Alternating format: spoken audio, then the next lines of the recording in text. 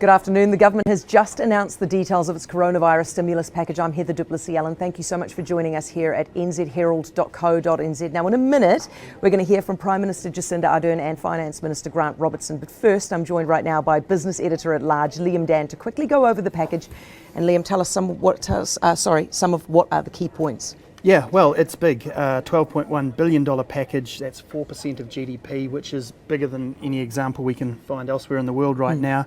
500 million for health. That's probably obvious. The big part of it is 5.1 billion for wage subsidies for affected businesses. Now that does have a cap of 150,000, so it looks like it's small business focused, but does mean $585 a week for those people that they are unable to support through this period. If you get this virus, you will be supported through the isolation, and that's 126 million for that. And beneficiaries is where they are targeting extra money because they say, so the boost of $25 a week to beneficiaries because they will spend it in the economy. Absolutely. All right, stick around with us, Liam. We're going to come back to you. The Prime Minister and the Finance Minister both talked a short time ago.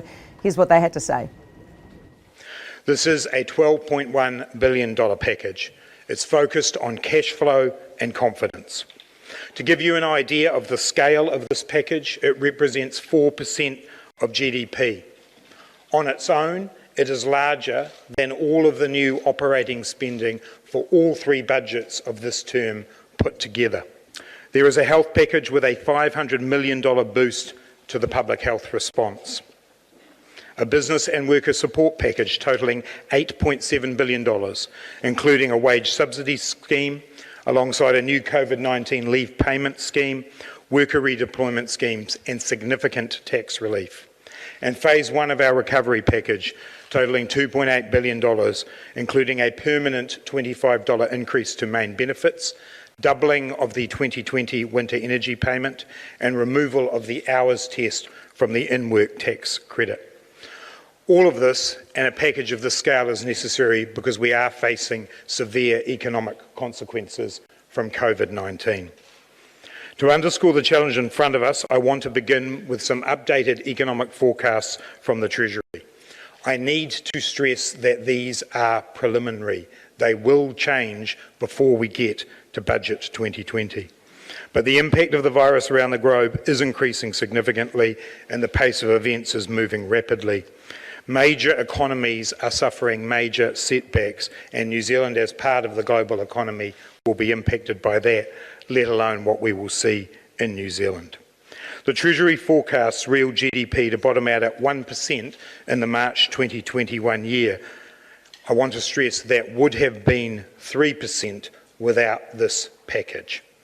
Obviously, these are preliminary forecasts and we will see more to come in the future, but it gives you some guide as to the severity of the economic shock that has been predicted for New Zealand. We have said that we went hard on our response to protect New Zealanders' health, and now we've had to do the same with the assistance we provide.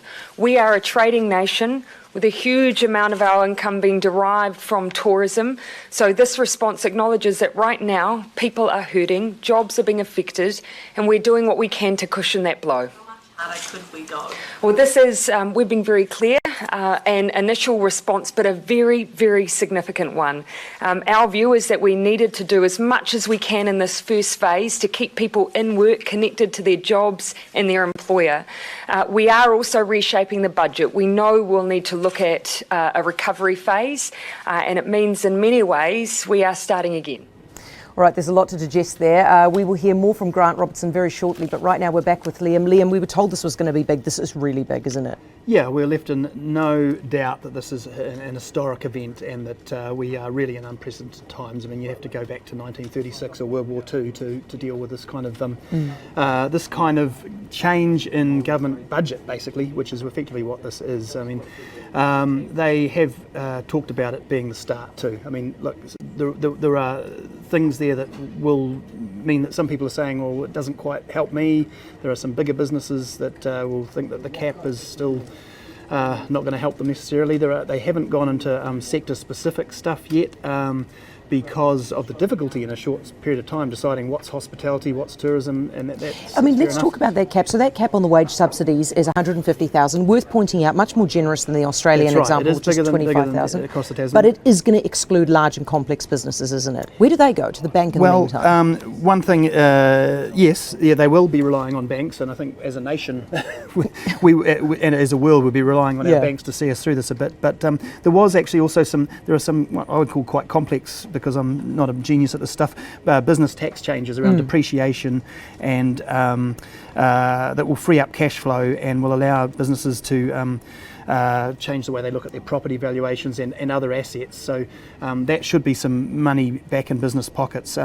But yeah, I think look, it's possible that there will be more sector-based stuff coming. Grant Robertson has said that the other ministers are going to be reporting back on their sectors, and then of course regions. In the regions, they've talked about Shane Jones's provincial growth fund being redeployed as well. So that's a further possibility. Okay, as you said, benefits, $25 main increase to the main benefits, doubling of the winter energy payment. This is important because these are people who are going to spend, aren't they? Well, certainly that is what we're hearing from this government. That is probably the one bit of politics you'd see in this. There are other parties that would do it differently, but it is true that they're not going to be investing or saving this. This is money that will go straight back into the economy. So that's a way to ensure that what the government gives is flowing straight through into whatever, even if it is. Sounds a bit like it sounds like that was going to happen in Budget 2020 anyway. So they've brought forward the beneficiary spend. Budget 2020 is becoming something of a recovery package now, isn't it?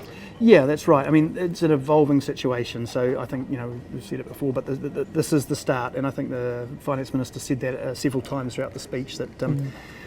We may need to be back here again in 2 weeks, a month. We just don't know how long this thing goes on for. So he's talked about the good work of finance ministers across the years. From Michael Cullen, Bill English, Stephen Joyce. We have got money in the tank, and so they always talked about needing it for a rainy day. And Grant Robertson says this is the rainy day. Yeah, because this is going to blow the debt limits, isn't it? Yeah, we're going to blow the self-imposed debt limits. Yes. We're still going to be at the lower end of public debt in terms of where you'd be around the world. But it does mean that we'll not be living in surplus. We'll be living in deficit again, as we did for many years. But that is just the reality. They can't. They are doing everything they can to mitigate this. And as the minister said, they cannot guarantee that jobs won't be lost and that lives won't be disrupted, because it is the nature of this thing now. Liam, what do you take from the fact that the wage subsidy is available for 12 weeks? It's a significant period. That's 3 months. Are we likely to be in a situation? Do you think are they thinking that this is the first tranche of this? This is the extent of what will be needed, 3 months, or just the first beginning? Actually, they've talked about 3 tranches, sort of. I mean, nobody's sure about the time frame exactly, but this is the first deployment. We've got a budget coming up, obviously, in May, which will be a more considered, but will maybe more wider and more encompassing in terms of the support it can give to sectors and things like that. And then Grant Robertson talked about the recovery phase, and there's going to have to be a lot of work done in the recovery phase as well, because this is such a serious event. I guess we've been comparing to the GFC and so on. Once you get through the health phase of it, we will be dealing with it a bit like a GFC. But he has said it's a bit early to be talking about that yet. But certainly, this is a phases type situation. If we've learned anything from the example of Australia and what Donald Trump did to the US, it's that you have to give business reassurance. Will business take reassurance from this package? I think they will. Especially, the focus on small business is smart, because they're the ones who just haven't got the cash flow. They haven't got the clout with the bank. Banks aren't going to let big businesses fall over in the short term, because they know that it's where the money is long term. There are small businesses that will have cash flow problems that are just absolutely horrendous right now, and so any support there, and that's about moving quickly, I think. Other levels of support can come later. There are limits to what a government can do ultimately, unfortunately, but this is a good start. Fantastic, that's good news, Liam. Thank you very much. So Liam is going to head back to his desk behind us, where he'll be filing stories to nzherald.co.nz for the rest of the afternoon with reaction from the business community. You can join me, of course, on Heather Duplessis-Allen Drive on News Talk ZB from 4 o'clock. Thank you so much for joining us. We're going to leave you with more from Grant Robertson, who is now speaking to the House.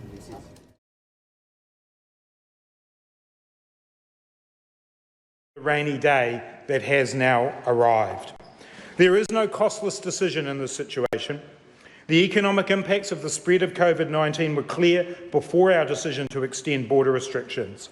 I stand by the wisdom and the courage of that decision. We are taking decisive action to avoid what we have seen overseas and implement measures that give us a fighting chance of mitigating the worst here, and I make no apologies for that. Whatever costs we are now dealing with pale in comparison to the loss of life and devastation that would come with inaction. Clearly, there are tough times ahead. I acknowledge the uncertainty and anxiety many people will be feeling right now. I want to say directly to those people, we will get through this together. The government's economic response package is the largest investment in our lifetimes, designed for the unique nature of the disruption caused by COVID-19. It comes on top of the $12 billion New Zealand upgrade program. I want to thank New Zealand First and the Green Party for their help in putting this package together. The overall investment in the economic response package is $12.1 billion across the forecast period, one of the largest responses in the world on a per capita basis. To give you an idea of the scale of the package I am announcing today, it represents nearly 4% of GDP and more than the total of all of the new operating spending in the 3 budgets in this term of government put together. The package has 3 components. Extra support for the health system to enable an increased public health response so New Zealand can slow any potential domestic outbreak. A substantial package to cushion the impact of the economic shock on businesses and workers and support confidence in the near term. And the first phase of a broader recovery package to support household incomes through the shock and to spur our economic recovery. Obviously, the ultimate recovery package will go well beyond the measures announced today, and this year's budget will be the second phase of our broader recovery package. Our first response is a public health one. It is our fundamental duty. It is also the first and best economic response. The hard work and dedication of our health workforce and the personal responsibility that New Zealanders are showing with regard to protecting themselves and others is a great line of first defence. We must continue that work to smooth the curve of the inevitable increase in infections. Today's package includes a commitment of an additional $500 million to support our Go Hard, Go Early, Contain COVID-19 strategy. There will be further support to come. Under this plan, the health system is increasing capacity and capability. This will mean scaling up public communications to ensure people have practical advice and support to contain the virus and stay healthy and how to self-isolate, ensuring continuity of care in the community, strengthening our ability to test and trace cases, and strengthening our ability to treat cases. To achieve this, our actions in the next 30 days will be split into 2 phases. Immediate actions including a public information campaign, upscaling testing, boosting Healthline, surging containment and isolation procedures, establishing community-based assessment clinics, and a whole system focus on meeting workforce demand and PPE needs. Our medium-term actions include further support for hospitals and community providers to deal with a surge of patients, and including further advice for caring people at home. Mr. Speaker, I want to pay tribute to the health professionals and staff who are working around the clock to protect New Zealanders' well-being. We owe you so much, and today's package is a sign of our support for your work. In addition to the significant boost to the health system I have mentioned, we are also introducing a COVID-19 leave payment scheme. This is to incentivise self-isolation by employees, the self-employed and contractors. Self-isolation is critical to the success of our public health strategy, and we know that some workers are facing barriers, financial ones, to self-isolation. This scheme will provide support through employers and to sole traders and the self-employed for those people unable to work who are in self-isolation and unable to work, or are sick or caring for dependents who are in either of those situations. Employers will still be expected to meet all of their sick leave and other employment expectations. The key parameters for the scheme are an entitlement period of 14 days for those self-isolating and for the entire period of sickness for those who contract COVID-19. Eligibility is open to all firms, the self-employed and for contractors, but not for those who can work from home. Full-time workers will receive $585 per week under the scheme. The scheme will be in place for an initial 8-week period, at which point the government will reassess based on the health situation at the time. Employers will have to sign a declaration confirming that they meet the criteria for receiving this funding. Any false declaration would be committing fraud. Given the size and speed of the economic shock that we are facing, we recognise the immediate need to support businesses and workers to cushion the economic impact on households and firms. We want to help boost cash flow and confidence in the economy through this uncertain period.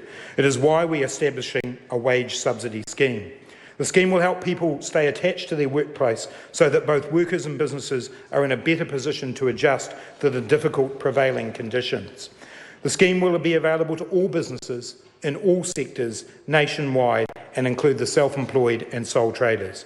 Eligible firms will be provided a lump sum payment of the equivalent of $585 per week per full-time employee and $350 per week per part-time employee for 12 weeks up to a cap of $150,000. I want to reiterate that will be a lump sum payment. To qualify, businesses must declare that they have had a 30% decline in revenue due to COVID-19 month-on-month for any month between January and June this year compared to last year, and that they have talked to their bank about assistance. Employers can make applications for the scheme from today by filling out a simple form on the Work and Income website and making a declaration. The Ministry of Social Development have advised us that they will be able to make payments starting in 5 days' time.